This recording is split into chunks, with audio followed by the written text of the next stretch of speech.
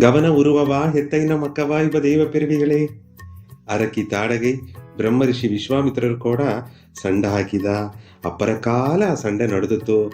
ತಾಡಗಿಯೋ ಸರಿಸಮವ ವಿಶ್ವಾಮಿತ್ರರನ್ನ ದಿವ್ಯ ಶಕ್ತಿಯೋಡ போராடிದ.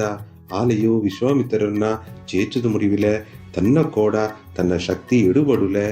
ಅದೇ ಸಮಯನೊಗೆ ವಿಶ್ವಾಮಿತ್ರರು ಮಹರ್ಷಿಗುಳುಗ ಮುನಿವರುಗುಳುಗ ಯಜುರ್ವೇದವ ಈಗಿ ಕೊಡುದು ಮುಡಿವಿಲೆ ಎಂದು ವರ್ತಪಟ್ಟರು. ಮಹಾಯಾಗವೋ ತಾ ಕುಳಿದು ಎಲ್ಲ ಕೂಡ ಸೇದು ಮಾಡುವುದಕ್ಕೆ ಮುಡಿವಿಲಿಯೇ ಎಂಬ ಆ ಆತಂಕವೂ ಪಟ್ಟರು.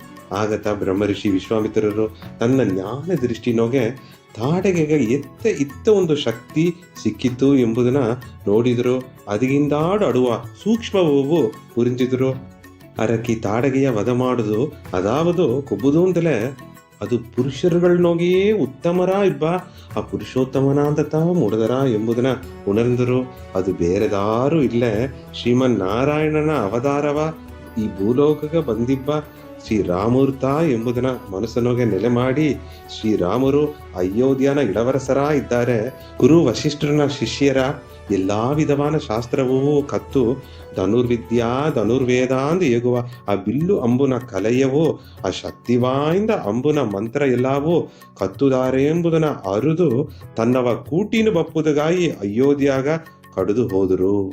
ಮನೆ ಹೆಚ್ಚಿಲಿ ಮಕ್ಕೆ ಹೆಚ್ಚಿಲಿ ಒಬ್ಬಗ ಗವ ಮಾಡುದಗ ಸೇವೆ ಮಾಡುದಗ ಭಾಗ್ಯವೂ ಸಿಕ್ಕಿಲಿ ಎಂದು ಆಶೀರ್ವಾದ ಮಾಡುವ ದೇವ ಪಿರವಿಗಳೇ. ನಾಯಿಗೆ ಈ ತುಂಬಿದ ಗವದ ಸ್ವಾಮಿ ವಿಶ್ವಾಮಿತ್ರರನ್ನ ಅಯೋಧ್ಯ ಪಯಣವ ಪತ್ತಿ ನಾ ಮಾತಾಡ್ನೆ. ತುಂಬ ಸಂತೋಷ, ಪೂರ್ಣ ಆಶೀರ್ವಾದ.